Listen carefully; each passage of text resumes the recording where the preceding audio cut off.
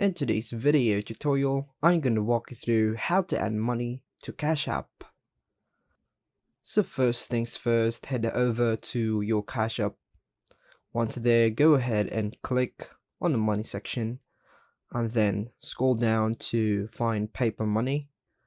And then when you get there, you will see different locations that you can take your money into location. And then give it to the counter and they're going to deposit the money to a Cash App.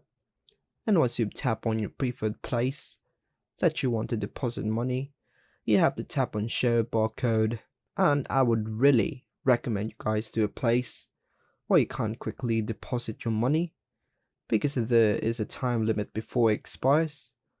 And just go ahead and scan code on a physical location is to tap on add cash and just choose your preferred amount and make sure your bank is linked to your Cash App, and finally tap on add.